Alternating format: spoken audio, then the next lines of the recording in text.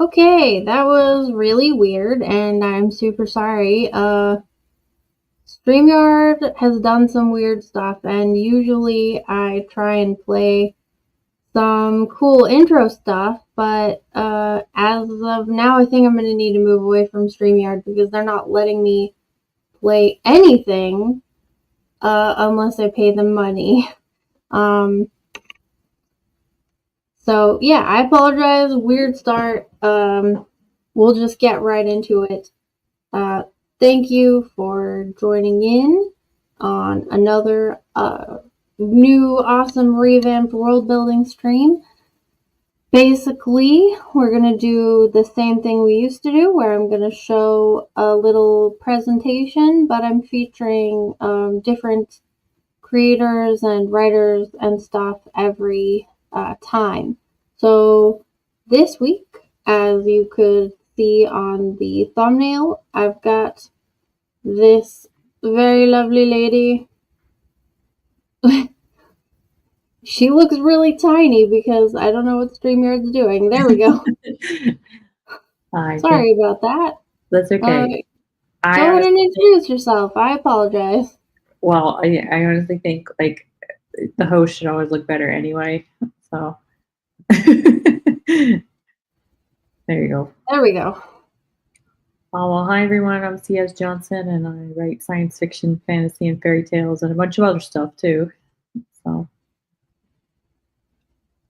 and yeah, obviously, if I'm not famous, it's because the system is rigged against me. So. For sure.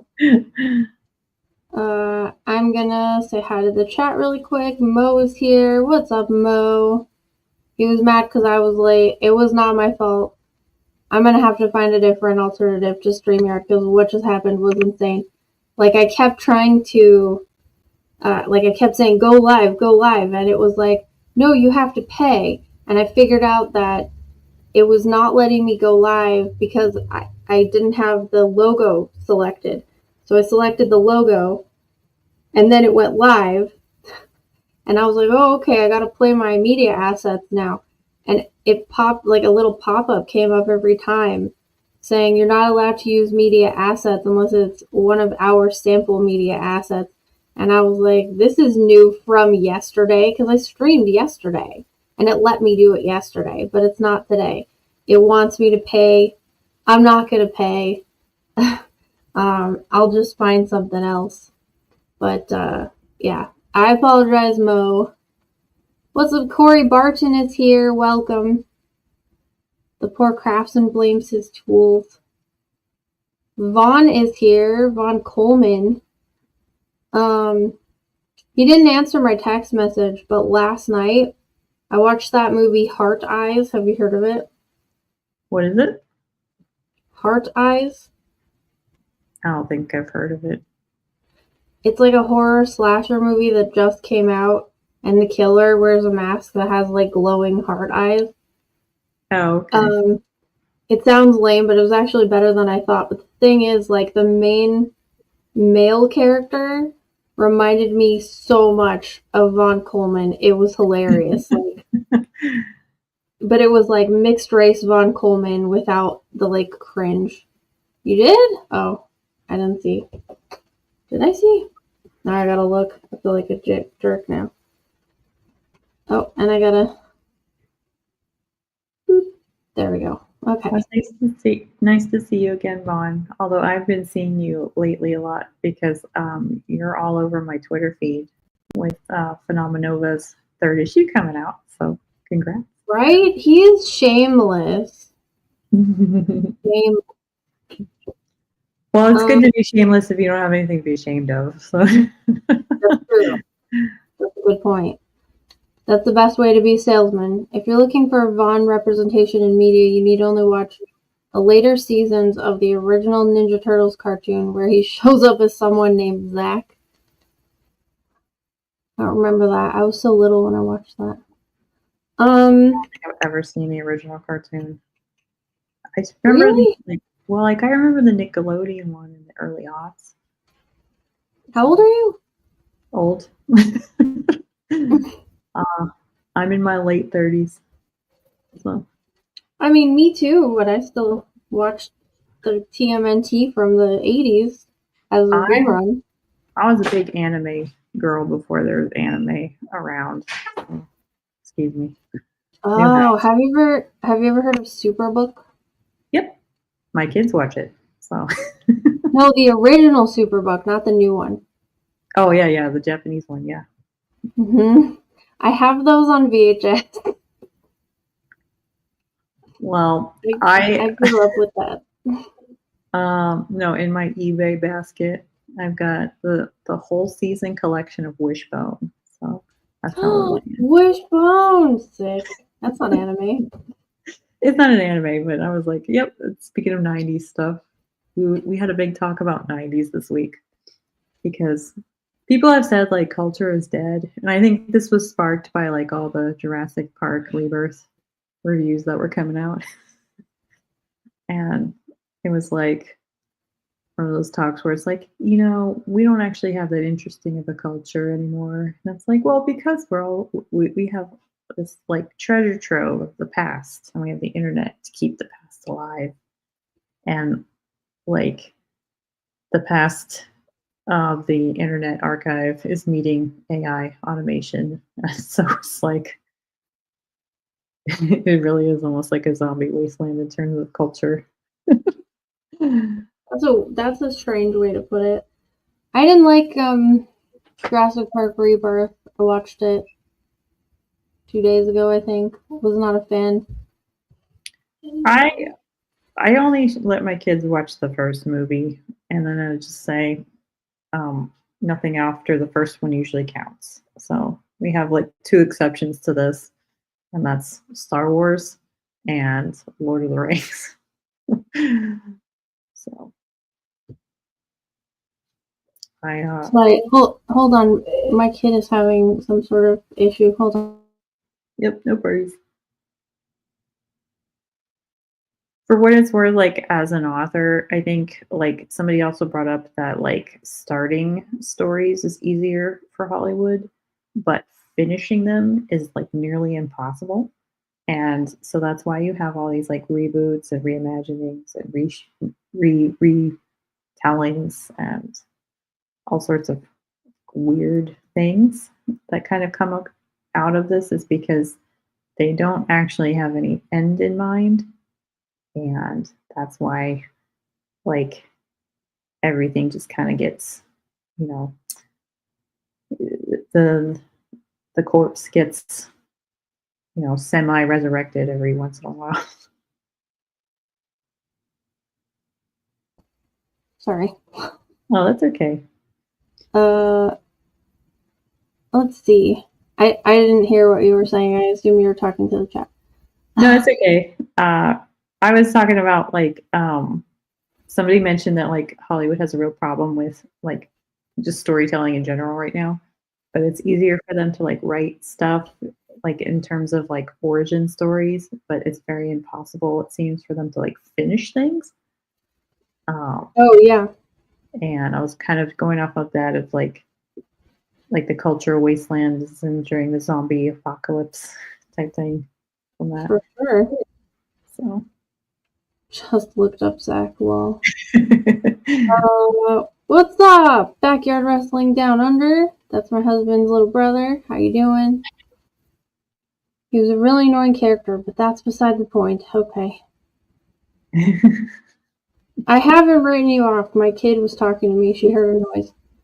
That's okay. I'm a mom too, so like I guarantee you, yes, I will automatically leave you if my kids wake up and say, "Mommy, why are you on a podcast again?" Well, my kids, Sorry? well, my kids don't actually like it when I get on podcasts. Yeah, I don't usually do it when she's awake, but Yes. for whatever reason, she's still awake right now. It happens. Yep. All right. So, wow.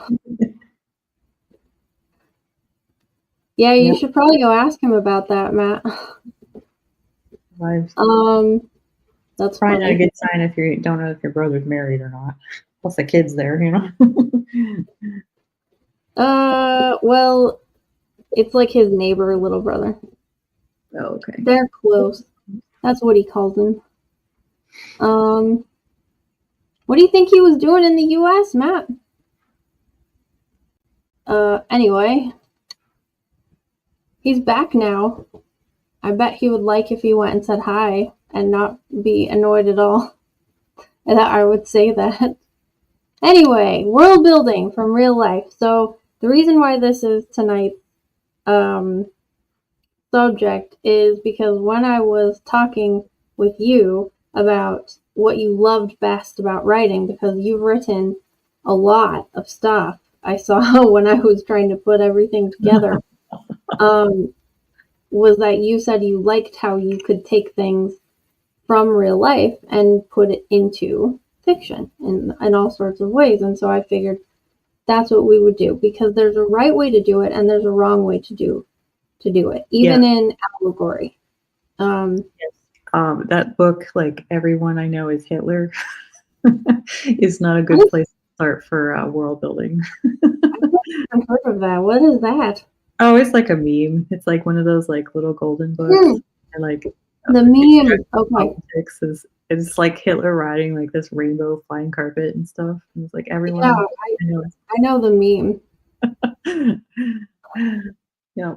Mo's like, sounds like we're delving into Wildman. Yes, I have done that with my own book, Wildman.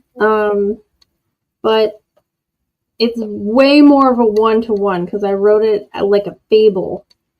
But the thing that I did though is that nobody but the people who were there know what I'm talking about. Like no one, if you were to read this, you wouldn't understand the real world stuff that I'm referencing, and you wouldn't know what was happening. But I had people read it that were there, and they're laughing their butts off because it basically was me giving hell to someone who used to be my friend. So yeah, there's a right way, and there's. I totally endorse those kinds of reasons for writing. By the way, I feel like, like it's not actually good to like just okay,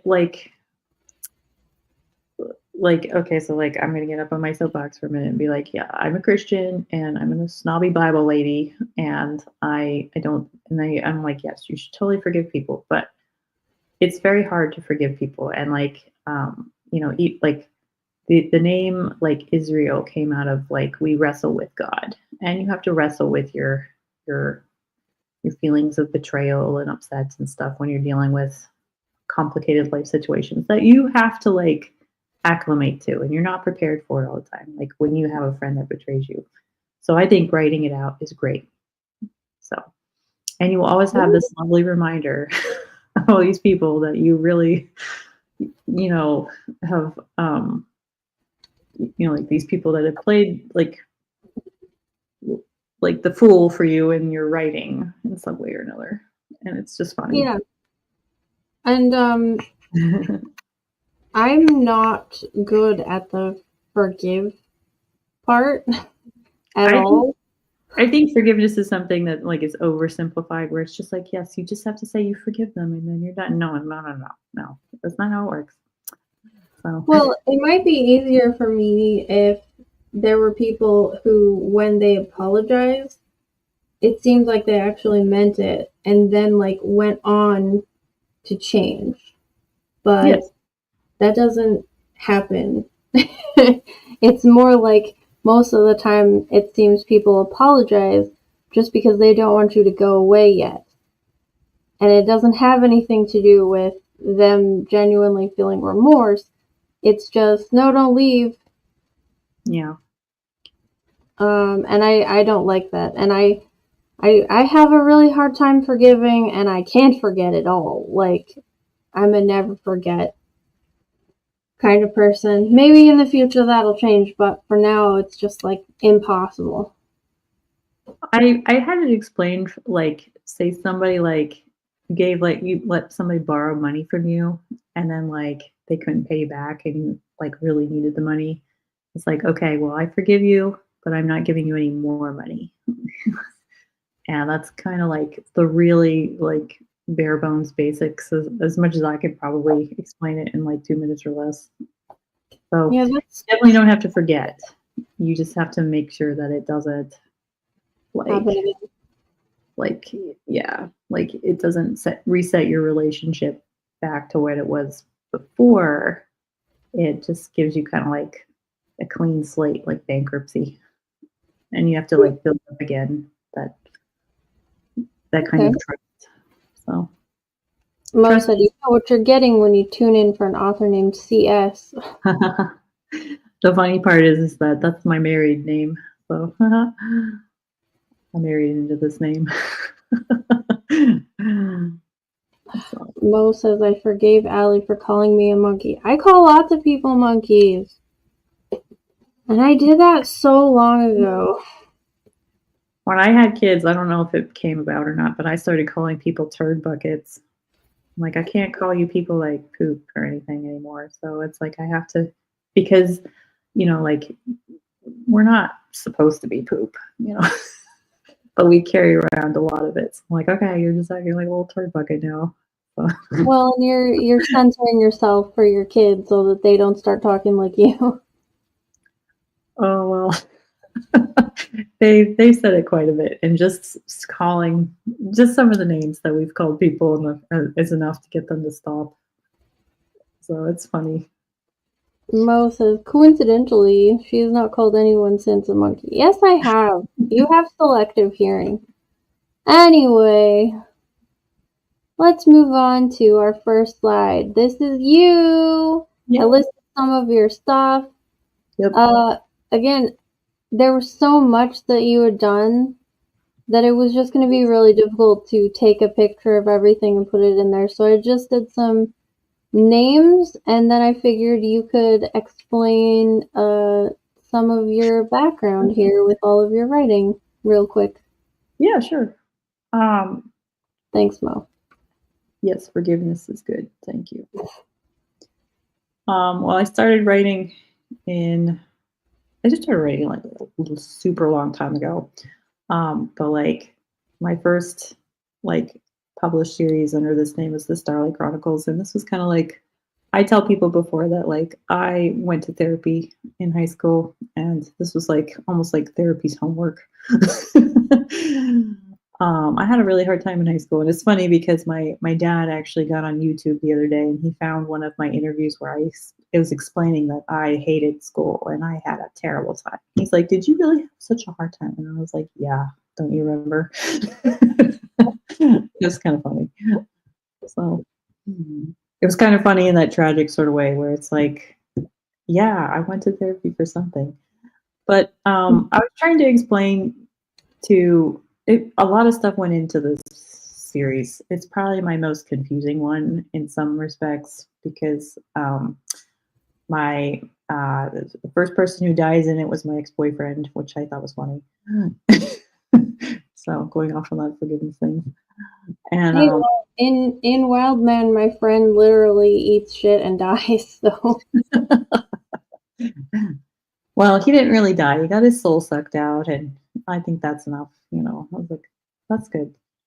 Um, There's like just kind of walking through the high school experience, and at the heart of it is this like really narcissistic person who doesn't want to be a hero. And I will say it's funny to me because I have gotten some really awful people sending me hate mail over this one, and it got really bad during Trump's first term, and it's starting to pick back up. So I was like, okay, nobody wants to want it. The word narcissist, I think, gets thrown around a lot. So oh, okay. but it's more about this journey from like it's I call it the believer's journey because it's I wanted to write a almost like a Harry Potter-esque type of series about Christianity, about like going from atheism to Christianity without being like too obvious about it, and you can totally read it without understanding any of that pretext. um but it's really like this series that goes from like this inner selfishness to like oh, you actually have something inside of you that you should share with the world and you should use it. And there's lots of cool stuff that go with that, even though you have to kind of let go of your perfect idealized sort of life. So It's my earliest kind of superhero fiction. So, and I like it still. I reread it recently, and I was like, this holds up really well. Like, in my opinion, totally unbiased. Well, like I thought for a while, like it would sound dated because he has like this game thing that he plays with. Because all the kids in my high school had like their calculators that they would play games on, like those super like TI-82s and everything. And they would make their own games on them, and they would sit there and play with them. And I was like, okay, I'm not going to do a calculator. I'm going to do just like a Game Boy because I remember Game Boys. And I was worried for a while that it would go away because everybody had their phone all of a sudden. I'm like, but then the Switch came out. And I was like, oh, hey, look at that. I'm more relevant again than I expected. So it's coming of age story. Great for just probably kids. I would say probably about 12 and up for that one. I don't think younger kids would really get it. I actually have one of my cousins was a teacher, or she is a teacher, and she would read this one to her class, and I was so touched because I was like, oh yay, They loved it, and they went through the whole thing of like, yeah, he's really selfish, and yeah, he should be a better person, but like there's a really good opportunity for like character development in it. I think it's kind of funny because people have asked like, who did I base it on? I'm like, myself mostly. Other people too, but like, yeah, that's me. I was very, very quiet, and that was probably the biggest different part of the character. So, but I was a bit of a snob, so I could forgive myself too a little bit more easily, I think, after I finished that one. I actually get a big kick out of the Divine Space Pirates right now because this was the one I started writing in 2016, and a lot of the symbolism and everything in the political stuff that I did, it's like, oh, this came true. I'm having a really fun time right now. Oh, really? Yep. Even the annexing Canada is in there. In book 2, there's like a big battle at I don't call it Israel, I call it Kaya, for life, and then and I think in the third one there's actually like a battle at the Panama Canal. I'm like, I just totally called it. But it's also like it's probably my easiest series, so there's a lot of saccharine romance in it because I found that people will like take the political stuff a lot better if you like balance it out with romance and like thoughtful discussions around stuff like that. So that's interesting. No, I mean like it's like I've said this before, but like it's kind of like if you want, it's almost like Wolf of Wall Street, where like you have someone really attractive talking to you about stuff, and you sound like if you agree with them, you feel like you're smarter for it. Because they're attractive. Well, like one of the biggest debates that I've had on Twitter is that Parks and Recreation does not hold up at all. And unless you think that Leslie Knope is the villain, if you see her as the villain of the show, it makes perfect sense. So The Office is still better.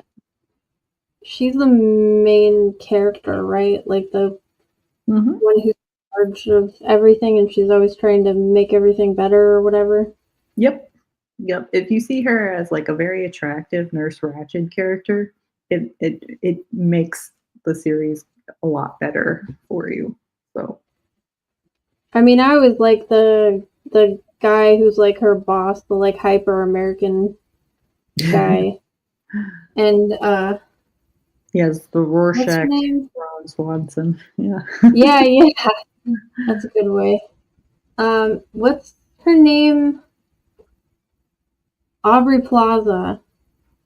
She's funny in that too. I like her. In that show, she's my spirit animal. Oh yeah, I definitely see it. I definitely understand why she was kind of like the breakout star from that, and Chris Pratt too, because he's in there. Yeah, for sure. He He made me laugh because I didn't know who he was, and I hadn't seen any of his movies. And then I watched that, and it was years after it had come out. It was already canceled by the time I watched it. I was very late to the game. And I was like, that guy's really funny. He's so fat. Like, and then after that, I saw Guardians of the Galaxy, and I was like, oh, cool. Like, he lost the weight and became a real actor. And it was just a very weird way for me to catch up to everyone else. Everyone already knew. Yeah.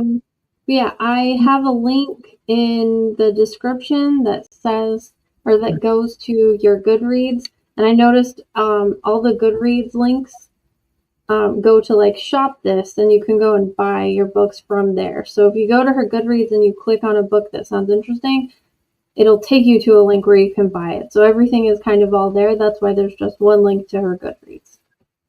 I will say too, like most of these, if you go to my website, you can get a lot of them for free or like discounted. I like I'm a big person, like as far as like I'm a big person that believes in like physical media now, and I understand like a lot of people, like I started doing the audiobooks early on because I actually had I was better about writing my email list people.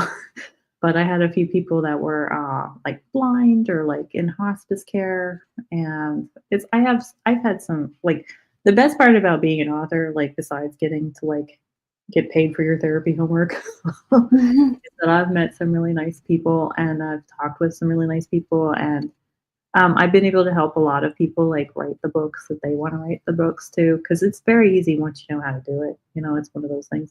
And I've had so many people tell me about like scams and like self-publishing vanity press type stuff that it's like, okay. Oh, yeah. So like that's my policy. It's like, look, if you really want to do this, I will tell you how to do it, but you have to like actually want to do it and like be okay with doing it and all this other stuff. I will help you with the rest of the way. Don't waste your money on these people. Yeah, for sure. But even with hybrid publishing, you still have to kind of know like what you're getting into. Yeah. Well, the big issue with it though is that just like I had somebody tell me once that she paid like $7,000 for her book to get published or whatever, and like she never saw anything come of it, and I was like, what? Wow. So that's crazy. I don't think I've spent more than $300 on publishing any of my books, and that's just because I wanted to hire people to do covers. Well, I've been doing this for like 10 years or so now, and I've gotten to the point where like I can do it all myself mostly. I still hire a lot of people because I like the people that I work with, and I still bother people for stuff. But like yeah, $7,000 was like you could have given me that $7,000 and I would have done this, and you would have the $7,000 back in sales in like 3 months. So wow. but Well, that's a shame, but yeah, so and since most of my I would have been willing to not publish her book for half that amount. Wow, Mo. well, Since it's a weird time because like the traditional publishers are like breaking down just because the sheer mass of people that are writing and publishing now is insane. Um, I was talking about this more because like yeah, I like offering my stuff, especially stuff that like after I paid all my editors and my cover designers and whatnot and stuff. It's like once I get like the money back that I put into it, I don't mind keeping the book, like the ebook, for free. So, but I usually keep it on my website because I want your email so I can spam you with more stuff when I get it. since the good amount of my base are comic people, tell us about your comic quick. Okay. So, well, I like starting off with the Starlight Chronicles because it is kind of like superhero fiction, and my other superhero fiction is Fat Girl, which is I think a lot of people would like that one too. But Discord is my current comic. It's the actual comic that I'm working on putting together. I have all the scripts done and they're in production, so I'm happy that that's coming along. But Discord is my Atlanta-based superhero, and I kind of told this a few times, so if you've heard it, like before, it's still kind of a funny story. But the Miles Morales, like, what was it? The Thor thing came off, and everybody was like, "This writer is terrible," and this was just awful. So many black stereotypes, Oh, the what if thing? Yeah, that one. And I was like, okay, I'm the whitest white girl on Twitter, and I could do a better job writing black superhero. And so, once you say stuff on Twitter, I think people, take it more seriously. I don't know.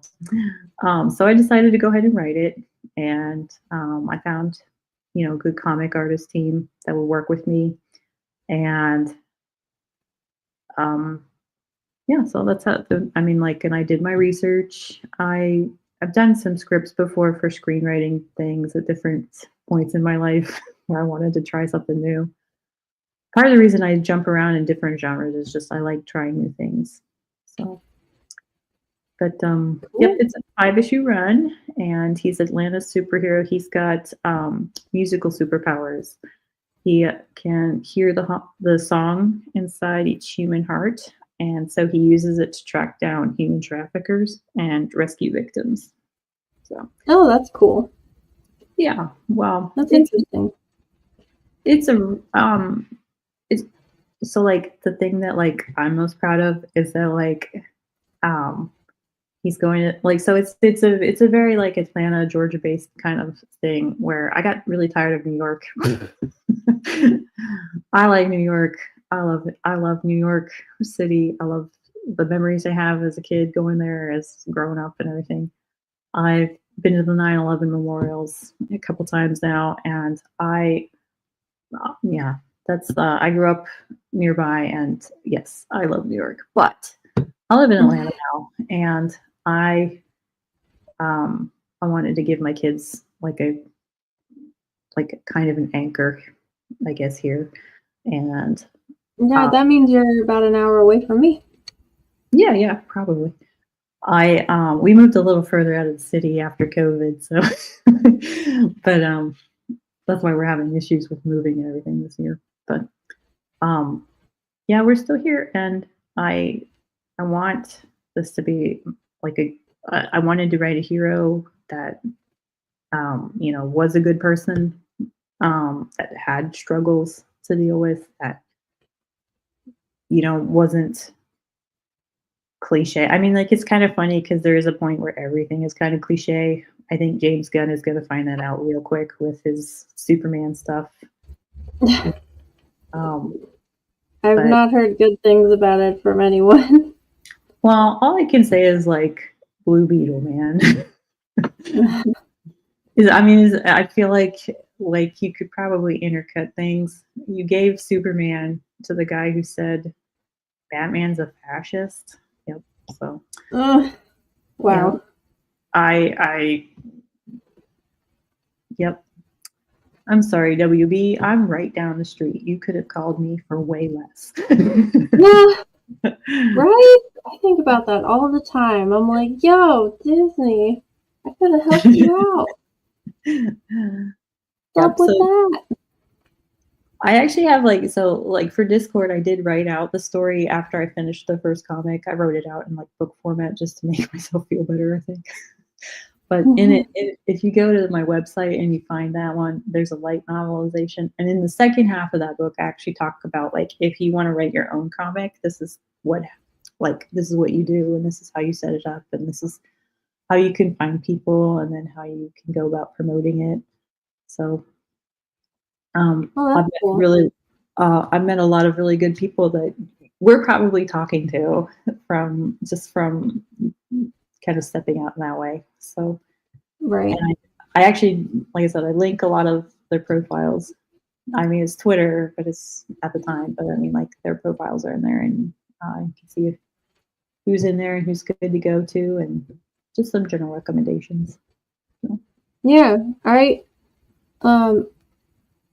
in that same vein, I didn't put it in my Egg Beater comic, but I did make a comic book script template for people. Because I saw so many people asking how do I do that. So I made a script template recently to make it easier for people. Because I know with comics, there's no like set industry way to write a script. But I see a lot of scripts that aren't very well done, that are probably a nightmare for artists, quite honestly. So I was trying to be helpful. Yeah, like especially Alan Moore's scripts. Oh yeah. Are just a total nightmare. So I did that to try and make things easier for people. I think it's good if we kind of open that up and try and make things easier, you know, so that people can make their dreams come true. Yeah, what I did in the book for that one, the light novel, is I included the first 5 pages of my script, and then like I showed how the pages, like the artist did the pages and like evolved everything from it. So I you know, it's a nice, that one's available on Amazon too. So like that one's usually a little bit more easier. Like I've had difficulties uploading my comic to Amazon, so I just took it down. And so if you want the like ebook form of the comics, you have to order them off my website. So, but you know, one day maybe I'll put it up on Comixology. I don't know. Okay, cool. The downside of like having all these books is that like you're your own everything, and if you don't want to do something, you just don't do it. It doesn't get done. Yeah. Mo says, what I'm looking forward to with the new Superman movie is that thanks to AI and CGI technology, we can finally see what a dog looks like on the big screen. Right? This is like extra funny to me because my kids really love those. When they were growing up, they really liked those Air Buddy movies, you know? Air Bud. Yeah, that's what I had growing up. Well, see, like the thing is like. Oh, you mean the sequels that are all the puppies? Yes, it's the sequel. Ooh. I mean, like when I have Those this like whole good though. I have this whole rant about like this is what's wrong with society, and it's like Air Buddy sequels. For real. They made them all talk. It's so weird. Well, it's like I made my kids watch the original, and it's like this was one of the first movies I saw in theater. I cried like rivers down my face when I had to watch them in the theater. So when I see these like Air Buddies going into space, I'm like, what? Yeah, it's weird. What? And I honestly think, and I think like when I think of like the Marvel Cinematic Universe stuff or anything, it's like this is the problem. Like you guys like see the Space Buddies thing, and you're aiming for like Space Buddies thing when you really should be like it's Air Bud. You just want the first one. If you look at the first one is great. The first one is like about this lonely kid who lost his dad and he moves to this new town, and his dad like played basketball with him and stuff, so he tries out for the team, and his mother's like pushing and stuff, and he finds this stray dog at the church where he's like shooting basketball hoops and stuff, this rundown church. And it's like it's got all this beautiful symbolism. And like it turns out like the janitor is this guy who was like an old player back in the day, and his coach is all about winning, and janitor eventually becomes the new coach. And it's this beautiful story about like this community coming together to like it's more than just a dog that plays basketball. And yeah, as a kid, I loved it. Yeah. So, but like when they're like, "Oh, Air Bud, that's the basketball playing dog," and I'm like, "It's not just about the dog, man." It's a good way to say what it is, though. Yeah, but I think. Oh, sorry, I thought you were done. That's okay. I feel like the same thing about like Iron Man starting off the MCU, and then we get to like Quantumania, and it's like, oh, we're in the Air Buddy space. Cool. Yeah, cool. Love this. Uh, Mo says, what I respect about Alan Moore's scripts is that he's not afraid to berate and browbeat his artist in print. That's true.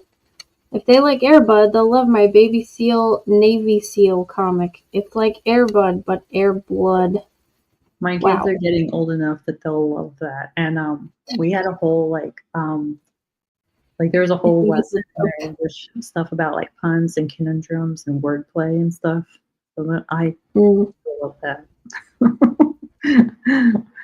That's what I'm trying to do with my, like, I started a web comic called Sushi and Boo, and I'm trying to do like existential conundrums, but like if a little kid was asking a ghost about that. So I'll share that as a ghost. But let's go on. People know where to find you and what you do now. Yep. There's lots of stuff. And like I said, I feel bad because like I really am still narcissistic at the heart, and I could probably talk about myself all night. But we're here for world building. And yeah. So why? My first slide here. Why do we want to use real life to world build? Well, real details from the real world can make imaginary worlds feel believable because readers connect with familiar patterns and truths. That's just human nature. And also, grounding fantasy in reality helps to avoid cliches. It sounds silly to say that, but it's true because if you're just writing a cliche fantasy where it's like, oh, the knight rides off and fights a dragon, like that's a cliche. But if you're grounding it in reality, the things, and by grounding it in reality, I mean taking, things from reality and translating them in whatever way you want to into your book, then it's going to avoid cliches because it creates like a real twist and a real turn from the total, chaos that is real life.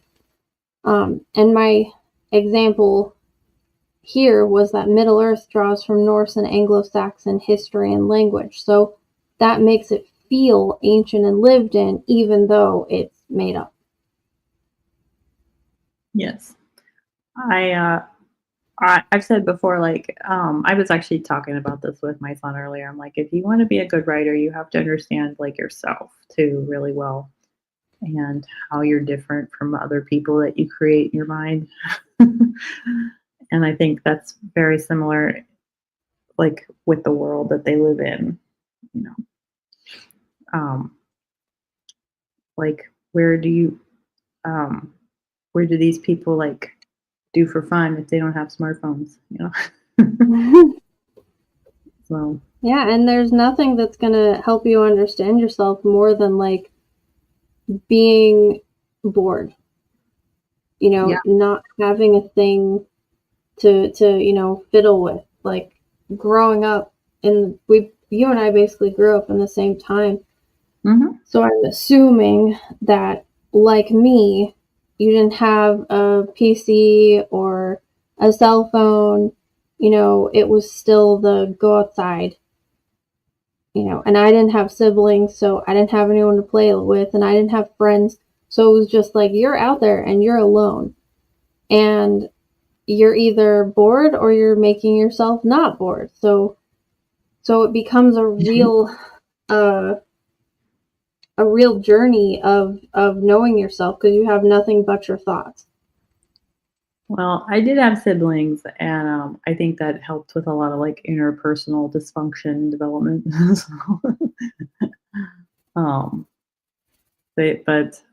Yeah, it's basically that. But I will say, like, when I turned like, I mean, there were always cartoons, but like when I turned 10, I swear I started watching all the grown-up shows like Friends, and I really loved like The Nanny. Really quick, I just want to say, can you talk about this for a minute? Because I'm being called, and yeah, I want to go fix this. Sorry. No, that's okay. Believe me, I know when duty calls, you just gotta go. Doesn't matter if it's yours or your kids. I'm which I was saying, like, I grew up with that, go outside and stuff, but I really watched, like, way too much television. Like, it's kinda funny to me that, like, after college, it's like, I can't afford cable, you know? So and then, this was even before Netflix when I graduated college, so I was like, "Okay, well, I guess I'm not gonna have cable." But I grew up with, like, a lot of movies and a lot of TV and a lot of TV shows that are really good still, actually, they hold up really well. Last year, I rewatched The Nanny for the first time, and I was like, "Oh, I don't remember this as an adult," or, I mean, like, I don't remember this as a kid. This hits differently as an adult, but it still is really funny and sweet. And, for what it's worth, like, I think, uh, it was really a good time for women in the sense that they could be really feminine and classy and stuff. I feel like a lot of women on TV are ugly today, or if they're really pretty, there's, like, something, like, definitely wrong with them, you know? Like, I see a lot of, like, those clips of, like, How I Met Your Mother and The Big Bang Theory and stuff, and, like, Kaylee Cuoco is, like, always drinking wine. It bothers me that she's, like, always drinking wine. So and yeah, there's there's a lot wrong with it, the other ones too. But it's something, like, I notice as an adult now. Um,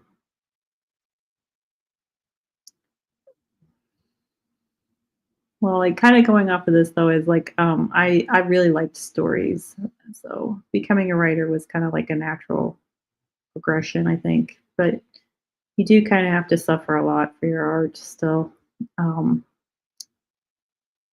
as far as, like, the world building stuff goes with this, like, the nice thing about being bored is that you do start to realize a lot of things about your life, and, like, how you react to things and what things look like and feel like, and the difference between being, indolent and idle. So, yep.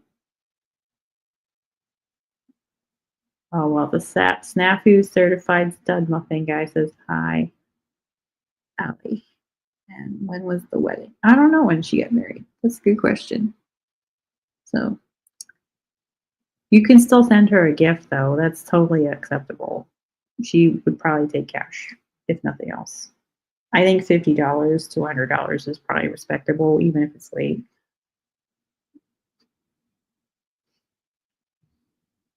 But we're talking about world building, so I think the second thing in here, like readers connecting with familiar patterns and truths, is really hard in today because we really are like oversaturated with media.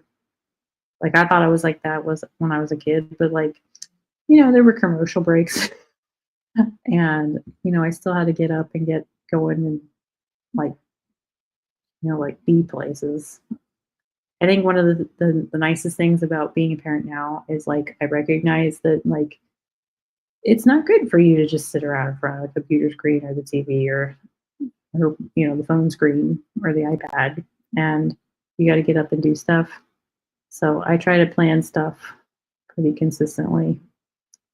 It's kind of nice actually in summer that we have a little bit of downtime because there are a few things that just don't go through the summer that we do. Um, but I'm looking forward to August. um, but yeah, I was talking earlier about how like Hollywood's better at writing origin stories to the point where they've like gotten it so far down that like it's very cliche and like overdone now. I think like speaking of Superman, like we have like the Blue Beetle thing from James Gunn that came out a few years ago, and like there's nothing really distinctive about him, and they kept harping on like, oh, he's a Mexican immigrant thing too much, and like that wasn't like that different in the fact that, I mean, it was nice that he had like a supportive family.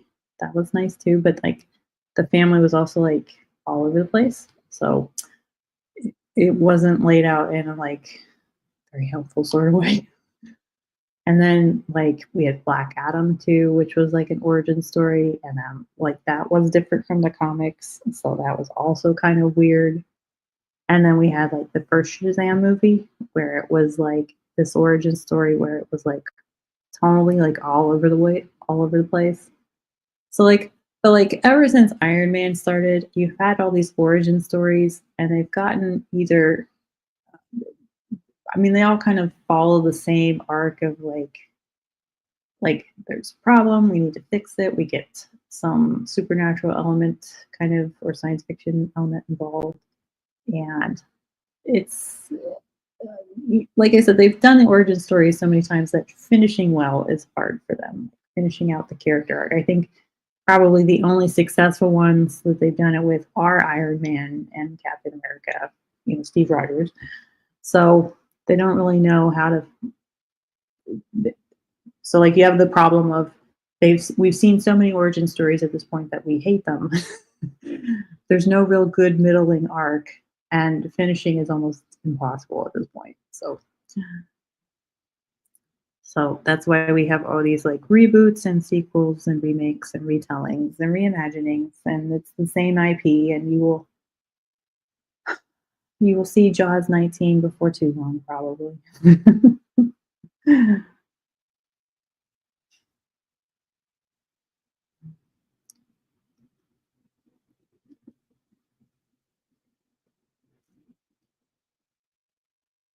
uh, Grounding fantasy and reality to avoid cliches. Um, I think this is pretty true, but it also has to be like very personal. I think at this one, and that's where like knowing yourself and knowing about the world that you live in would be very helpful. And like to do that, a lot of observation and like almost like scientific testing has to go through. Like if I do this thing, or, or what will happen here. So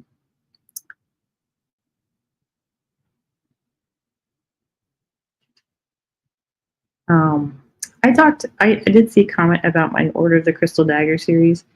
So the Crystal Dagger series is actually like a historical spy romance novel series. It's very fun. It starts off with like a very Cinderella-esque type of fantasy setting. So instead of the fairy godmother, though, she has her grandmother is like a spy master for Queen Victoria, and they're in the order, like the actual order is called the Order of the Crystal Daggers, and um, it's kind of it goes through a very obscure piece of history in Prague, and I don't think anybody knows about it. But in 1791, there was supposed to be like a tripartite council for like the Kingdom of Bohemia and the other parts of what eventually became the Czech Republic. So like, and then the other parts of the like Austria-Hungarian Empire to come together and like figure out how to do like the Austro-Hungarian Bohemian Empire. And it never came to be. And I was like, I'm going to write the story about why it didn't. And that's what it is. It's very fake, but it's fun. It's got some of my favorite characters. About that time, like I started really trying to find like good examples of men characters. Like I feel like most women want to have a good hero, and it's so hard. Like this era, I feel really bad for men during this time. Like I have a son and I have a daughter, and I definitely understand that there are different pressures on them as far as from society. And I've told them both, like, your duty is to God, your family, and then other people. And even then, that other people thing is pretty, it's trimmed down to the people who matter and the people that have to matter at the end of the day. But I really had some really good mentors and role models that I put little Easter eggs in the book. And if you know me very, very well, you know who they are. And you know who they, what idea or what masculine virtue I'm trying to like showcase anyway. So, and it probably has my favorite political line in it that I've ever written. and it's in book 3, so you have to go all the way to the end for it. But like, and it's the legacy that you inherit. It doesn't have to be the one that you leave behind. And I think that's just that was like my lightning stroke of genius from God at that one. So it all fits into this like terrible story of like this broken family and these broken dreams and these different rival factions in the Spy Master Guild around Europe. So lots of fun stuff. So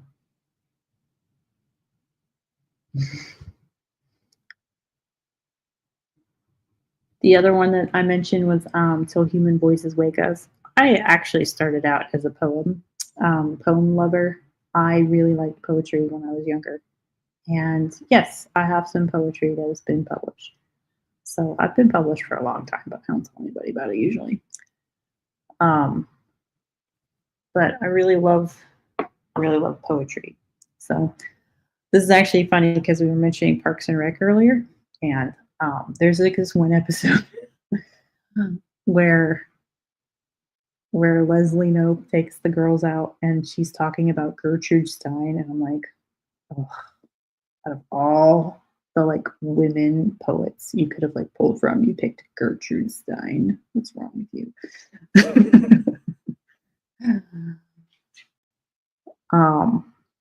She was, for what it's worth, like, so she was like one of the most distinctive like modernist era poets that was a woman. And I've read her poetry, and it's like I understand why like more or less the feminists want to push her, is because her work is pretty easy to understand. It's very subtle. There's a lot of passive aggressiveness in it. Like T.S. Eliot was like not shy at all about all his confusion and the crippling paralysis that he faced. The thought of trying to explain his inner disruptions to society. Okay, Gertrude Stein was like a lot more passive aggressive about it. So I think, like for what it's worth, like that's a really good divide against the male-female divide in artists, in artistry. I mean, like I personally really like Georgia O'Keeffe, but I understand why like Pablo Picasso is probably more famous than her. So.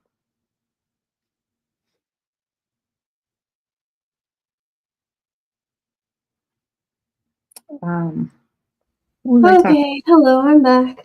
Are you still there? Good. I think I scared off your. I'm super sorry. So basically, my kid heard a sound outside, and I have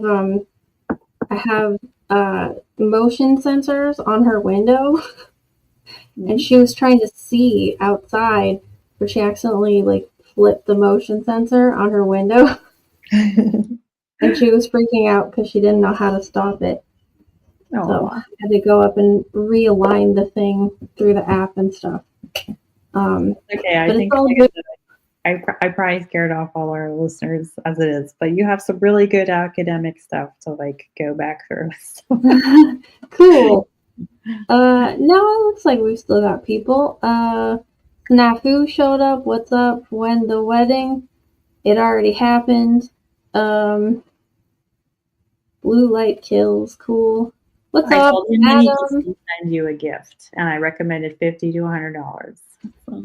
Oh, wow! Thanks. I figured you just say cash. It's easy. No, that's not usually a thing that I would say. Well, that's why you got people like me that just say, "Look, man, if you're worried about missing the wedding, just send the gift and say it was late and you're sorry." Oh, well, we had it. Like, we had the wedding already. It was really small, right. Like intimate thing where it was like just us and a couple people, and then Dan Frega said our vows and everything. So, all right. So I think we pretty much went over this. Let's move on. Unless there's something else that you wanted to say that I missed.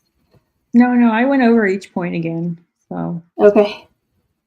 All right. So what can you use? other than personal experiences, which are always an option. There's history, wars, empires, revolutions. That, of course, requires something I hate, which is research. And I have been very vocal of anti-research, not because I'm like some sort of history denier or anything, but because it wastes time. You're going to feel like you're finding a bunch of different cool things to know, but you're reading instead of writing. So if you research too much, nothing's getting done.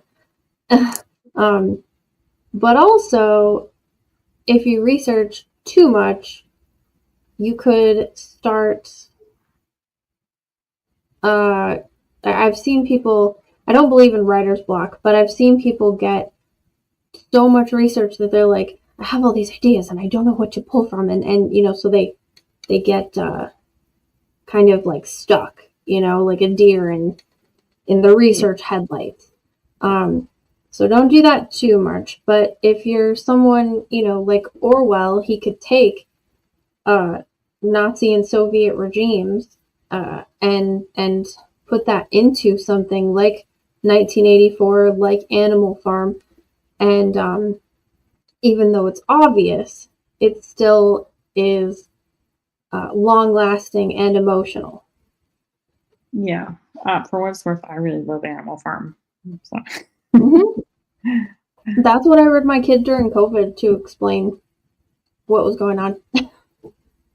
Well, it's kind of funny because like we do live in the age of the internet, so it's easier to like kind of go back and show kids stuff. Like just and like I always bring up 9/11 because I'm pretty sure that's one of the reasons I went into therapy as a kid. But like the way that like people younger than me, like they just don't get it. Like they just don't get it. So Get what? just like how different life was before, how different life Oh, was after.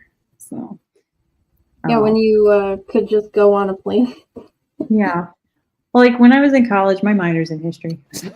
Mm. Yeah. So but my capstone like course was on historiography, which is like the making and the writing down of history. And it's interesting today because like history used to be more like the Napoleon quote of like history is a group of lies agreed upon, and Mm-hmm. it is if you're not careful, it is more like a story than like actual record. So I actually thought you were going to say nuance. It requires a lot of nuance. So because like I'm more of a context than a nuance person. I think the nuance matters for me just because of 9/11 so much. Like I remember the whole like 9/12 thing and coming together and United We Stand. There's actually a parking lot near me that still has that like plastered on there. Really? Yeah, it's nice. They did it during COVID, so it's definitely one of those things that people say when they want people to like kind of step up together. And That reminds me, there's a Steak and Shake in Florida that still has a Bush Cheney bumper sticker on the outside on their like electric box. oh yeah, yeah. Yeah, and I saw it and I was like, am I in high school? Yeah, and I remember. I mean, like along with there were so many other things too. Like, and I remember like we talk a lot about like the DEI and the woke stuff and everything nowadays, and it's like I remember when Obama got elected, and I remember that you couldn't criticize him at all because if you did, you were racist, and it's like you can't pull that stuff now, So people will try to bring it now, but it's like, no, we're not racist. This was actually a really bad idea. So and that goes into politics and religion that I have on here. Mhm. But instead of anything like that, my example was Aldous Huxley's Brave New World, which is semi-satirical because it's a little ridiculous in parts, but it poked at consumerism and social structures. Oh, my favorite part of that is the drug culture. Yeah, Soma, right? Take your Soma. Yeah, and they just do it. It's like, oh, I felt bad, so I just popped 3, and it's not even bad. Like, I felt mild discomfort, so I popped 3 and laid on the floor for 8 hours, and it's like, oh yeah, that's normal. Like, what? Yeah. Oh, well, like my favorite, like sort of like plot line in that book is John's mother. Oh, my 600-pound life mother. Yeah, because like she was brought up in this world where you had drugs all the time if you wanted to take them, and then she goes on this vacation and she gets lost in the woods and she's pregnant with him and she doesn't know what's going on because she doesn't have any drugs, and then like when they finally, like when Bernard brings John back to the Bernard and Linda back to the civilization, she just goes on the drugs like all the time. Yeah. and everyone looks at her like she's a freak, and she's kind of stupid, she's very dumb, but it's like, yeah. Sorry. Oh, no, I'm agreeing with you.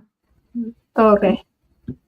Yeah, she's just kind of a product of what happens when you take someone out of a civilization like that and just plunk her in the middle of nowhere with no drugs, but also with no one to guide her at all. So she just eats and gets fat. Yes. and remains stupid, and then when she returns, she goes right back to it, but now she's fat. Well, yeah, and she's just like, she had no idea how to parent or anything either, and like, I mean, this is the world is that where like they don't actually like have children anymore. They're all like clones and everything. Yeah. So John is like a real throwback, and it's just the Brave New World is very disturbing because the way she describes it is creepy too, because it's like, yeah, they don't have kids normally anymore except for in these reservations. So, so the people that are these, to her foreigners don't even help her. They're like, what do you just have it? And she does, but it's like a whole different, she's kind of pushed it away. She's like, and then there was a baby and, I just kind of had him. Like, it's so weird. Brave New World opened up a discussion about the caste system I had with a coworker from India. Oh, wow. It's probably probably interesting, very interesting discussion because yes, that's the whole, like the fact that like Bernard was like what, I think he was like 5 inches shorter or something, even like it made him an outcast in his own caste system. Yeah, well, and it was kind of brilliant of him to make it where the people on the lower caste were so like they were made stupid on purpose. So and then brainwashed from not even infancy, from their pods to be happy to be dumb and in a lower caste and doing the manual labor, because that was a brilliant way for Huxley to avoid this society he'd created imploding in on itself. Because it's like, obviously, if all these lower caste people who are doing the crappy jobs, know that they're crappy and have free will, they're going to hate it and they'll revolt. But if they're too stupid to do anything else and happy about it, they're just going to do it. They're, oh, thank God I'm not an A or whatever. Like, and they all have that. Thank God I'm this, It was actually quite brilliant. And it does reflect a lot of modern day stuff, where it's like, well, thank God I'm not rich, because if I was rich, I'd have to worry about being rich. And then the rich people are like, oh, thank God I'm not poor, because if I was poor, I'd have to worry about being poor. Yeah. It's like, Yeah, it is really disturbing how tribalist tactics kind of work. So with that. And then like sometimes how they like don't work either is interesting. Um, like one of the things like I talk about with my kids is the fact that like we live in a democratic republic. Okay, we are a republic, by the way. And but like in the UK, because we went to the UK last year, it's like they're actually like until like the last century, like most people who were in the UK are all like ethnically British and English and Welsh and Irish. And like it's different for them because America is like a creedal country. Like we believe in this like this list of like the Constitution, yeah, and with these lists of beliefs. So like you can come from anywhere in the world and become an American. And there's a process for that you can go through, by the way. And but like even if I like move somewhere else, like I won't be British, you know, and I won't be like Japanese or Indian, I can't just do that. So and then yeah, like that's a good point. We do allow that. yeah, so I mean like it's very interesting that um it's very interesting to kind of like when we talk about like the immigration debate in terms of like racist constructs and everything like that they set up for us. It's like we're different because we are different, and that's part of the point. So like when people talk about like banning certain people and everything, it's like can these people like come here and coexist with us? Like I think about like the Sharia law stuff that the UK is going through with their grooming gangs and everything right now, and it's like Yeah, you know like they could probably reassert themselves and their kingdom policies pretty easily if they would just agree to do it. They don't have to be America because they're not America. So yeah. when I went to So Europe, by the way, every big city I went to, they were so desperate to be New York City. It was disgusting. So what? yeah, everybody wanted to be New York City. I was like, no, no, New No. York City is New York City. Just be Dublin, just be London. you know, I That's really got really ticked exciting. off really fast. I got to Amsterdam and like on the boat tour, we went into the canals and everything. Our tour guy was like, "Yeah, best thing about Amsterdam is that we're so diverse here." And I'm like, "I live in Atlanta. I have diversity now." It's like I came So here for like, the let's Dutch. talk about diversity for a second, okay? No, I mean, like, he spent a good like 20 minutes talking about how his parents were like half Dutch and half German and Japanese, and I'm sitting there the whole time. Ooh, This is not the weirdest story I've ever heard, sir. But like, when congratulations. Um, yeah, so lastly, I've got geography and environment that influences survival and culture. I'm gonna stan, as the kids say, Ursula K. Le Guin. Um, she's probably, I think, one of the greatest sci-fi writers ever, in that she can appeal to all ages and be understood by all ages, but she never talks down about anything. Um, and she has a lot of very unique, interesting concepts. And it's always a social commentary, but in a fun way that you don't Yeah. even have to think about if you don't want to. And I use her stuff in my homeschool curriculum because of that. Um, but yeah, so my example is The Dispossessed, because the desert planet shapes anarchist society. Oh, Um, and I'm not a huge fan of Dune. So, uh, yeah, how would you say you've used any of these in any of your books?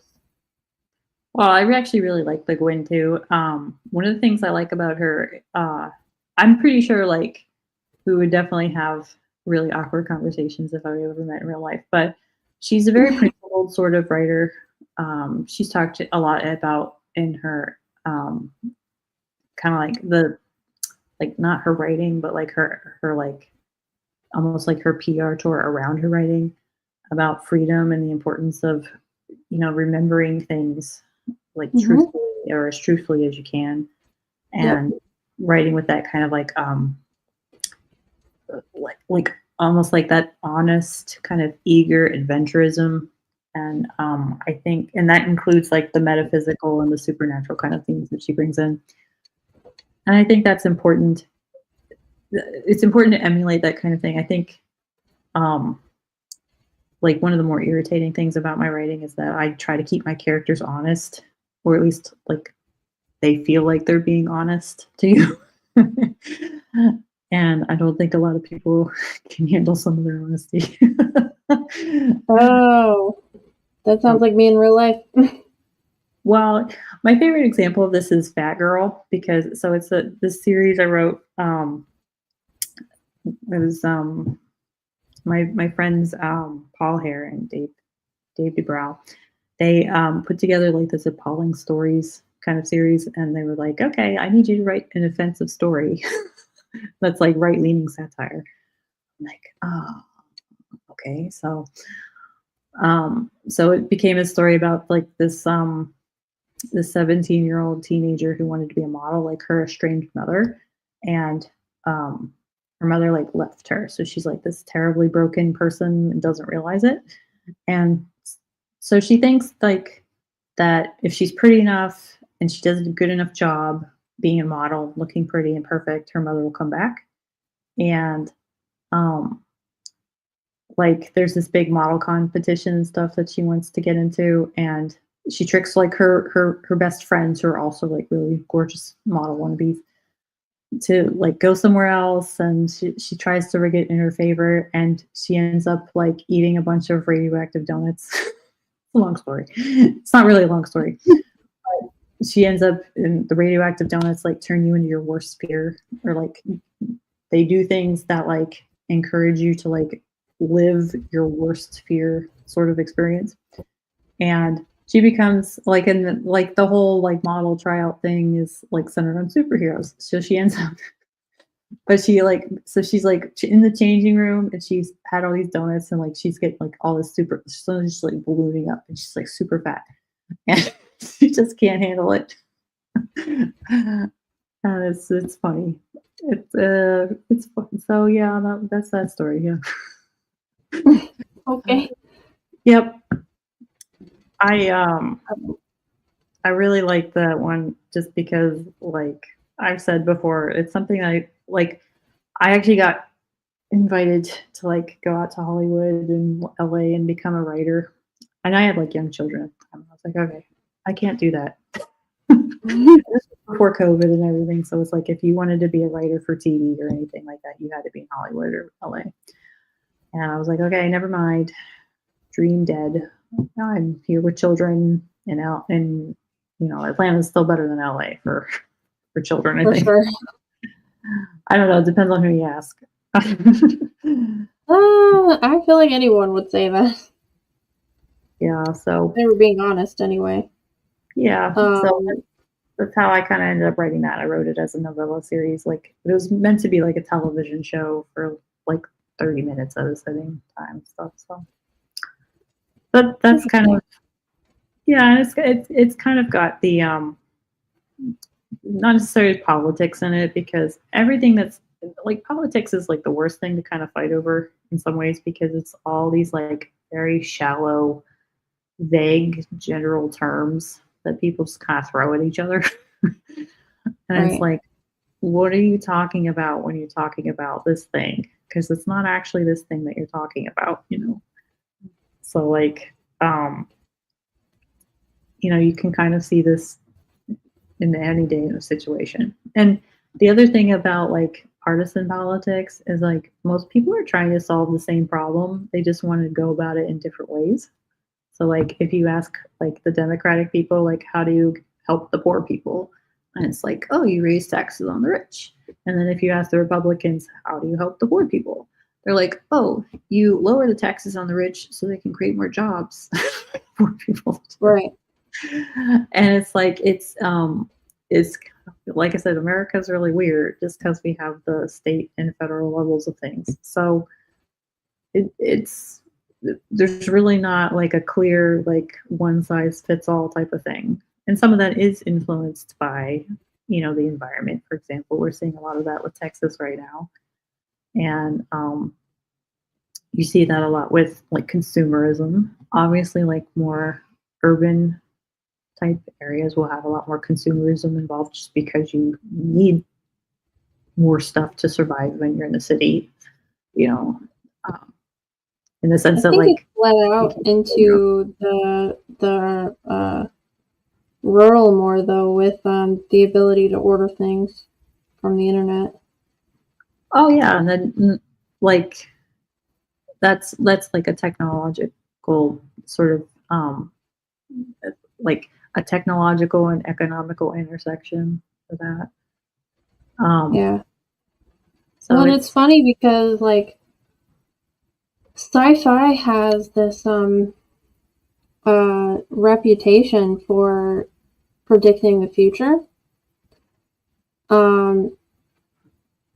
which is kind of like a backwards way of what we're talking about tonight, where there was nothing, almost nothing in real life to influence a lot of the oldest sci-fi. There's old sci-fi where they're talking about cell phones and tablets and all sorts of stuff. What's it called? Virtual reality. But they didn't even have the words for that stuff, and yet it's what they described. Even down to like chat rooms, like in Fahrenheit 451, like huge live streamy kind of chat rooms where everyone's talking all the time. Like, I'm just thinking about that, how it's like sci-fi in particular moved forward in that you look back on it and somebody reading it now would think like, oh, that's what that is. But at the time people were like, that sounds so far-fetched. To hold a computer in your hand, craziness. Like, but that's how it is.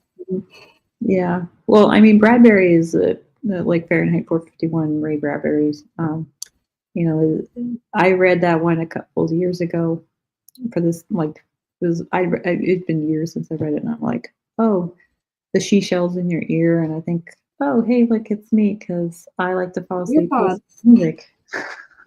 Yeah. I was like, oh no. You're like, oh gosh, I'm contributing to the downfall of man. Oh my gosh, yes. That's why I can't wear those, because that's all I'm thinking about it when I have them and stuff like that. I'm like, no, I have to be present. I can't do this. Well, there's like a scene in the book where it's like Denise, or I can't remember her name, Dolores. Like it's Guy. It's like it's Guy's wife, and like she just can't read the books because it takes too much of like effort for her to focus on the words and then like what they mean. And I'm sitting here, some days when I'm really tired, I read stuff and I'm like, I don't even understand this. I mean, like, I've always been pretty smart. Like, I don't know if I'm having trouble with this, Sometimes if I'm tired, I'll end up reading a page without reading it. I won't remember what I read and I'll realize that I was reading, but I'm thinking about something else, so I have to put it away. Yep. Mm-hmm. And then like, yeah, sometimes it's really depressing when I think of that. I'm like, oh no, I've turned into her. Yeah, but you still love books. It's just like you can't be bothered sometimes. Yeah, I think one of the best things about like I think just my writing career is that I've had a lot of support over the years from it. Like my parents they ordered a bunch of books for me for my first book signing, and Oh they wow. ordered the whole thing. Yeah, it was great. And like um like my husband now, he totally gets it. It took him a while to be like, "Are you sure you want to write this?" And I'm like, "Yeah, I really want to write the story about the super fat superhero." Mhm. Sometimes I talk about things that he's like, "Are you trying to get us murdered or something?" Oh my god. Well, I finished. So, like, I think, are you the one that working with Vaughn for the anthology where I talk Yeah. about Christmas in hell? Mhm. Are you trying to make all these Catholic people upset with you, crazy? Nah.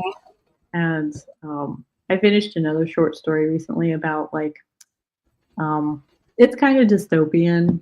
It's really really disturbing, but it's basically like I read it the other week about how Germany was like paying another like $83 billion in reparations to Holocaust survivors, and Oh I was like, if I was the German government, I wouldn't do that. my god. You know what I would do instead if I was the German government? I would start a cloning program. And Oh I wow. would so that yeah, that's the whole story. So it's called Paid in Full, and it's about this librarian who gets 3 of her relatives back as reparations. So That's actually really funny. That's it an is interesting really idea. dark. It's dark, yes. Like the sad thing is like I really hate the story on some levels, but I really love it too. But it's really dark, and I don't like being it very long. But it was Is yeah, the I had this sequel whole gonna be like American slavery? Like we oh, just I've cloned already the slaves? I was like, I need to add a line in about I need to add a line. This is what the Americans did. You need to, because that has to be in there now. Oh well, it's I've done a similar, well, I started a similar book that I haven't finished, in favor of doing other things, but I started a book where it happens in the very end of American slavery, and it's about this guy who has like an illicit relationship with a slave that mhm. his mom bought for him and like grew them up together, and he falls in love with her. And so when slavery is over, he's very excited. He's like, we can finally be together. Isn't that great? And her brain is so messed up from her life of like his mom abusing her basically, that Ugh. she kills herself because she'd rather die Ugh. than not be his slave anymore. Yeah. And I was like, this is gonna make people really mad. But the last chapter of it is just my main character berating the reader for enjoying liking the book. Just being like, Well, if you enjoyed this, you're a terrible person. Like, rethink your life because all of this is not good. I so like that Will Smith movie, Emancipation, that came out. I understand. Like I grew up with Will Smith too, so it's like I kind of understand like his awkward, like midlife crisis kind of chaos. I was like, I was like, this is not the time to do a slavery movie for you, sir. Okay, what are you gonna do? Like, if you had to do something like that, I would have like I was like talking about this before with somebody, and they're like, never say this out loud. But I was like, you should. I was like, it should be set in the future where Black people have been re-slaved, and Oh my then God. he's fighting the system that way in the future. Okay, because Hey, whatever makes for a good story, right? well, see, like that's the thing is like all these like sequels and rehashes and everything that they do. It's like there's no bravery in it. I mean, like it's really not that brave to give Scarlett Johansson a like a blood sucker gun and like have her chase down dinosaurs. It's not actually that brave. Okay. You know, I just watched that like 2 days ago or 1 day ago, and I had already forgotten that that's what happened in the movie. I was like, what is she talking about? Oh yeah, that is I what mean, like, happened. I mean, like, I get it. People want their bread in circuses. They want their stupid fun and stuff. But I mean, like, it's still one of those things where, like, it doesn't say anything. It's not very brave. Yeah, the first Jurassic Park did have something to say, and it was quite interesting. Yeah, and I mean, and it came out at a time where, you figure like the cloning stuff, Yeah, was starting to become more and more of a debate and stuff, and like that's the thing is like, what are we talking about now that we can talk about in 20 years? Where it's like, hey, we were warning you all this time.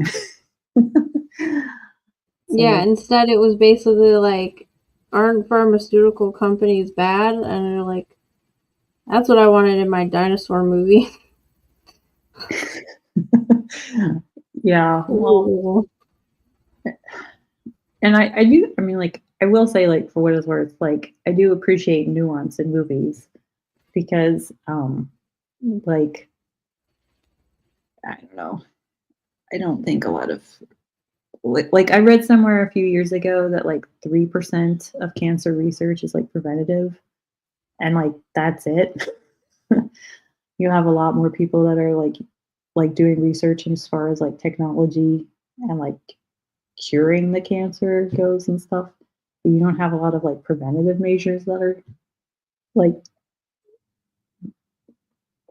it's Hmm. just and I guess that's kind of like you can talk about how messed up that is on some level because like we live in an age where you literally have a computer in your pocket, you can get online and Google or ask Chat GPT stuff, and it's like you should be able to like have a lot more things at your disposal where like prevent like a what is it, a pound of prevention, no, an ounce of prevention is worth a pound of cure. And I think Hmm. you think that like all this like the wisdom of that like that like a like the like that's a proverb from like the 1800s has a lot more truth to it than like, hey, what if I decided to like put gold in your bloodstream and then shoot a bunch of lasers at it, see if that would break up the cancer cells. And so, so It made a lot of sense, like how penguins don't get AIDS, so their DNA must contain a cure. there's probably another reason or two that penguins don't get AIDS, right? So. Yeah, maybe. I don't know what it could be. YouTube will probably get mad if I say. Sorry, Susan, don't get mad. Let's move on though. Yeah. So how do we do this? How do we put this in our books? Because that's what we're here to talk about. My tips include using rituals, customs, food, and social rules. I used Little Women as an example, even though it's not fantasy, It's just historical because. fiction. So Huh? it's historical fiction. Yeah. Just because it shows how everyday life defined it, and you can use historical fiction as a stepping point for that sort of thing as well. I mean, I used uh oh no, the name went right out of my head. That's embarrassing. Huckleberry Finn. I've used a lot of Huckleberry Finn in my book, The Rotting Crown, just because of life on a river. Because Peril the land of peril is like a waterlogged land, so people are traveling on rivers, and that whole like the whole concept of basically living on and around a river, and that comes from real life, obviously. And if anyone, like I used to live pretty near the Colorado River. If anyone has lived near a river and as a kid you go out and play on it and stuff, you know how that whole culture kind of goes around it, you know, all the little rituals, all the little customs, food, social rules. That's part of why I also like Oscar Wilde, who I mentioned on my stream last night, because he does a lot of satirical stuff about social rules, and that can work really well in your fiction, not just to build a layered world, but also to create humor. I can give the example of the Shire, where the hobbits, part of their social customs include, like, okay, we don't start stuff. You know, like, there's no drama, no one does anything, we all just live our normal lives, we don't leave. These are our social rules. Like, we gossip a lot, but what are we gossiping about? You know, we're gossiping about, you know, if Goldilocks's rose bushes are dying, you know, and that not only creates layered society, but it also creates comedy. And when something is funny, it tends to be endearing as well. That's part of why people like comics. You know, they're funny. Oh, I like that. Like, you know, they live in your heart. Robin Williams lives in everyone's heart. So if you can take that, you can kind of joust upon it, I guess. What do you think? Oh, definitely. When you were talking about Oscar Wilde, another good example of this is Jonathan Swift with the Gulliver's Travels. When he goes to the Lilliputians and there's like I think there's two groups in that group where they're fighting about how to break an egg. Do you crack it down the middle or do you crack it on the bottom? And the whole like argument behind this was that, like, the Protestants and the Catholics were fighting about salvation. Oh wow, I didn't know that. Yeah, so he's more or less making fun of, like, how do you break an egg? And it's like, oh, well, the Catholics would say it this way, the Papists would say it this way, and then the Protestants would say the other way. Huh. But like, in the end, you're all breaking an egg. Right. So it was a very it's like a cute little allegory making fun of, like, all their squabbles. I mean, it's not really funny, I guess, because people died over it. It was a nice way to, like, introduce it to children, maybe. Sure. So. Big enders and little enders, says Adam. Yes. Then I said we can base societies on real fears or dreams. Example, the lottery explores blind obedience to tradition. Yes. We can go to Ursula K. Le Guin as well.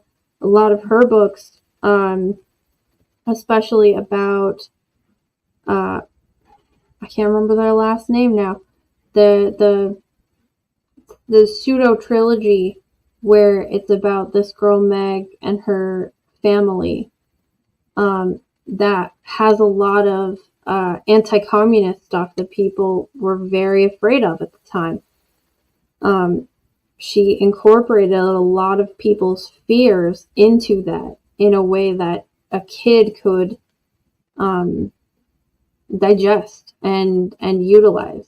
The fear of losing oneself is in there. The fear of the loss of a family member. Like, that's a really good way to create something in your book that people will relate to emotionally and remember.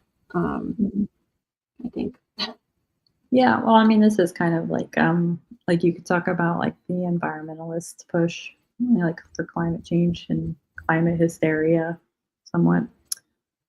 Um, Today, like you could talk about like scarcity as far as like resources and jobs and skill sets and everything. There's lots of debates that you can have about things. Um, I like that you can usually put a few layers between it too, so it's not like a lot of the stuff. It's not a one-to-one. It doesn't have to Right. be. Yeah, and sometimes like that helps people like step away more from the like the the the binary choice type of stuff for it. Like you can actually have a lot of like I said, like I said earlier about it's like how do you help the poor people? It's like you can actually help people create new jobs, and you can also have um, like some help on the bottom. Like there can be an encouragement in multiple ways. So for some of these things, so Yeah, and exploring that through fiction is a good way to help people figure it out in the real world. And I just realized something. I just realized that Mo said this, and I didn't do what I should have done. I'm gonna try and see if I can do it. Ah, I can't. Darn it. I have a clip that I used to use, but StreamYard won't let me use anything. Anyway, sorry. I didn't mean to derail that. I just realized it. I think we talked about like drawing from our own experiences quite a bit already. So yeah, we have.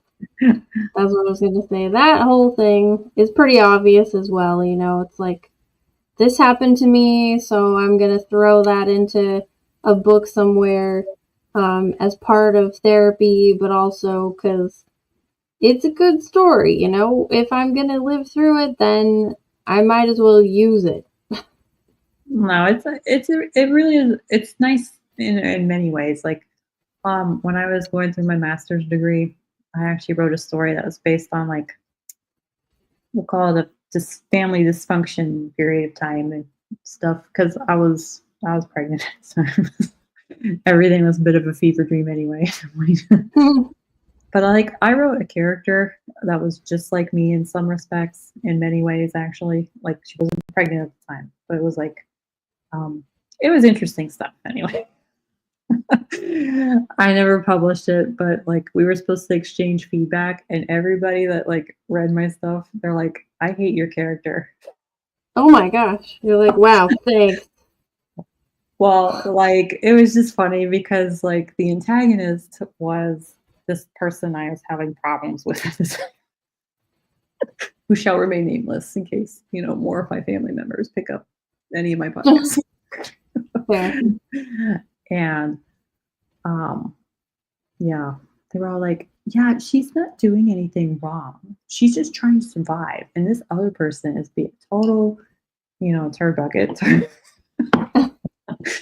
So a lot of like, I really like that sometimes you turn out to be the bad guy.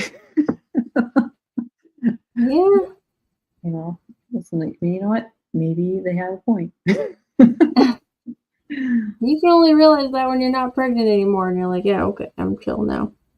Yeah, I can think normal thoughts now. most of the time. Yeah. All right. So how do you begin? This is not so much me saying like this is how you begin to put it in your book. I mean, although I guess it could be, but I would say use this more as an exercise. I'm a big believer in writing exercises. I have one in particular that I do a lot where basically it's super easy. I just say, okay, I'm going to write a 1-page story that has a beginning, middle, and end. And it doesn't go it doesn't go over 1 page, and it's a complete story. But it's 1 page, whether it's writing or typing.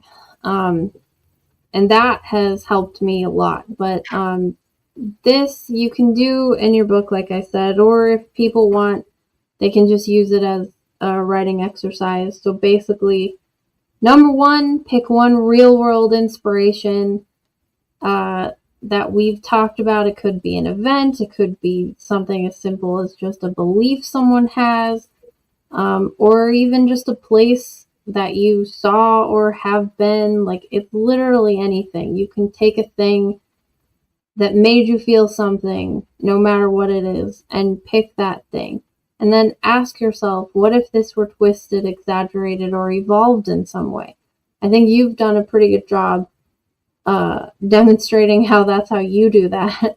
Yeah, I was actually gonna say this is exactly how I did Discord. So Yeah. And then blend little things in there, multiple influences, instead of copying one for one, like we just said on the previous one. And I don't know if this is going to make sense, but focus on truth over trivia. So, what feels real matters more than what sounds clever. And I'll give a really good example that will make people understand exactly what I'm talking about. Joss Whedon. That Joss Whedon style of dialogue where they're constantly doing these back and forth clever quips, and it's exhausting when it's too much. It's fine when it's a 30-minute Buffy episode once a week, but when it's at 3 times a year, a 3-hour movie over and over and over again, and 4 times a year, a long, really drawn out bad TV show where it's just that constantly. It sounds so clever, but it's also so fake. So try and be real with it, even though you're translating it into fiction. Do you have thoughts? yeah, all good advice. And I will say, like, the big problem with Joss Whedon in general is he oftentimes will undercut sincerity with sarcasm, Mm-hmm. And I think a lot of, I mean, I honestly think that's like normal for most people because like my sense of humor is a defense mechanism at times. But like, Yeah, when it's constant, it's just yeah, like it's beating you over the head with it yeah. constantly. Well, I mean, and that's the thing is like it's almost like a recipe. It's like for every sarcastic quip, you should have like 2 really sincere moments to like balance it out. It's almost like you've got your No, meat and that's your vegetables. Now you can have the dessert, because like if you're just if you're really sarcastic all the time, it doesn't work. Like nobody really is sarcastic all the time. They're just using it to hide like a lot of the vulnerability that you have. And I think that's the like I have a real problem with like people are like, I need a character that like looks like me or that I can relate to. It's like I don't like that anymore. well, and people don't realize, I think, that there's more that you can relate to a character without them being specifically made to relate to you. Right. Well, I like part of like Discord is like I really wanted an aspirational character. It's like, oh, this character will inspire me and then not be cheesy or not be cringy, not be like forced or anything. And that I mean, you can still have humor, definitely. Humor is great for like feeling like you're accessible as a person because it's something like humor is something that's really only a human thing, like largely Yeah. a human thing. Like it's a higher order thinking process. And like when people talk about like we're not just like sitcom robots, we need to understand like ourselves and our situation, and how to find some good humor in all of it. And Yeah. I mean, like, that's such a deep thing. Like, history is another thing that I think is unique to humanity, in the sense that, like, we remember things that have happened, and we remember all sorts of things that happen. So it's not like a salmon flowing up the same stream just because of the magnets in their head, or all the birth control chemicals are turning them gay. I don't know. Oh no. But it's like, these things, we remember these things, and we have all these stories and these collective things that we've collected over generations, lifetimes, and like art, and we've made things. Like, those are very human things. I think a lot of people forget, when you have stuff like superhero stuff, like, you're not getting rid of all that. You're just kind of adding something a little crazy to it. Right. Interesting. Yeah. Joss Whedon's humor was okay in Buffy, but nowadays it's like having a vegan at a barbecue. What, you don't have vegan barbecues at your house? What's wrong with you? Yeah, geez. Yeah. You don't want your carrot burger? Oh my gosh. Well, like, going through this for Discord, it was just like that. Like, you had the superhero in Atlanta. Atlanta has a really bad problem with human traffickers, and I think, honestly, human trafficking is one thing that, like, everybody should agree is bad. Yeah, there's some things that you would think everyone would agree are bad, but yeah. Yeah. And there are other things too, so, like, you have to build off of that as to, like, what's his superpower, how did he get it, what kind of brought it about, and then how does the real world around that kind of play into all of it. And I think that's where all, like, the twisty stuff comes in and everything else. And so, yeah, that's a really nice, good list to, like, break it all down. So, Oh, good. So I ended it with a little thank you and a little rhyme. All fiction is truth in disguise. The world we know with stranger eyes.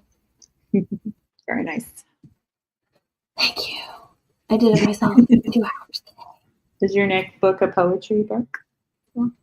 I have a couple poetry books already that I've done. But I like doing little rhymes. I was in a poetic mood today though, because I spent a good chunk of today translating one of my ancestors' poems from Middle Scotch to American. Yeah. Not American, but like modern English, because I found a cool new dictionary. So yeah, I was in a rhymey mood, but I have a poetry book I put out, and then I also have a book of rhyming drawing prompts for kids that I put out as well. Links in the description. But yeah, I think this was a good discussion. We gave people a lot of good points. Probably more than it does too, but I'm sure, like, somebody will clip it at some point and be like, "See, you were telling us." Oh, I don't care. All this other stuff. Yeah, I know. Clip it. Wow, go cry. So, the full context of everything will become clear after I'm dead. So, hopefully that won't happen for a while. Although I did write a comic about human trafficking, and it involves politics in some ways, so I might end up dead anyway. That's fair. But thanks for coming on and having this little conversation with me. Yes, I really appreciate it. Yeah, it was no problem. I like talking about world building, helping people out. Mo says, "Hail the panel, hail the chat." And I'm gonna. That was weird. I thought something like flew at my face. I'm probably gonna go check out more of your stuff because it's quite extensive. You pretty much have something for everyone. I I would brand myself definitely. as the Netflix of something. Huh? I was the one woman Netflix of books. Oh, And then, perfect. Netflix got weird. So I was like, let's not say that anymore. Oh, yeah, that's fair. I think after Cuties, I canceled my Netflix. I was like, yeah, I can't do this anymore. I This is just a little too weird for me.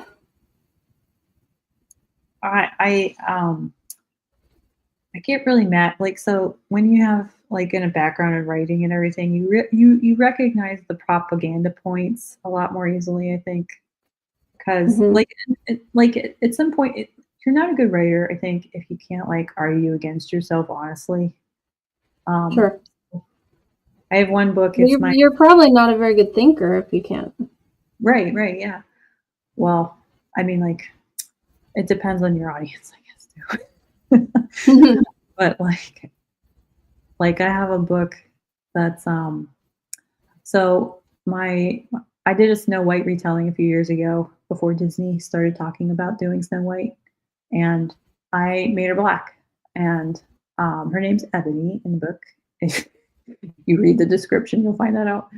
But like one of the things, there's like a subplot in it about how it all came to be, and like people talk about like the African liberation movement in like American history, where like some of the slaves were sent back to America, and like um like I'm definitely against that, like in the sense that like in the book they were taking them back to sell them back into slavery until like the other neighboring lands and stuff. So Hmm. it was definitely one of those things where it's like you had to make a case for it, but like you also like didn't agree with it at all. And I think Right. yeah, I think like I said, I don't think there's not a lot of bravery.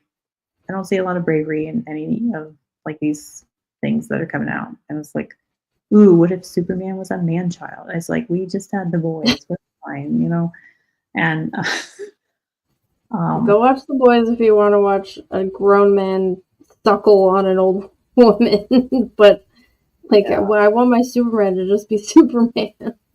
if you want to watch a real Superman stuff, just stay home and watch the DCA, the DC animated universe one. I I mean, I really grew up on the 1940s cartoons, so I remember Smallville. Smallville was big. Um, I didn't yeah, watch that. I I I liked most of it. I didn't like all of it. I thought the Lana Lang stuff was like it got really out of hand just because No, you I could, didn't have TV, so yeah. Well, the writers really liked Kristen Krug or whatever her name is. Like they really liked her character, and it was like, yeah, but like that's not how the stuff goes. So it was I yep, I had the same problem when they came out with Arrow.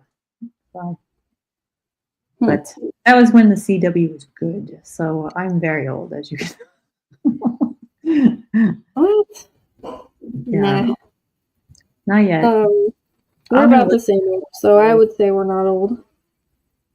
Well, your soul is eternal, so like I'm only gonna get older. But I'm not worried about it. Right. Yep. Well, where can people find you?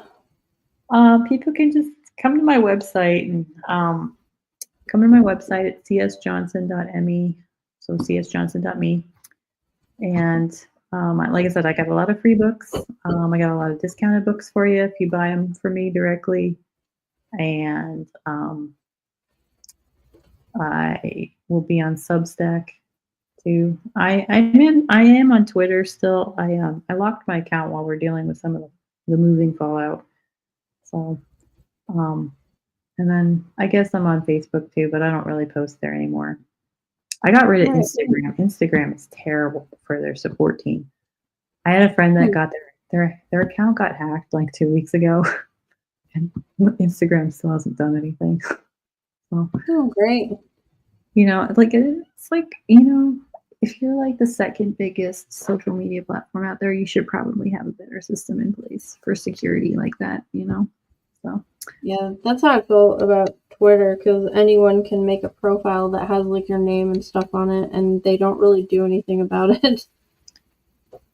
well, I don't know. Well, like, see, like Instagram, like you can email their support team, or you can, like I know you can go through the Facebook Meta support thing, but they like if you go through Facebook, it's completely different.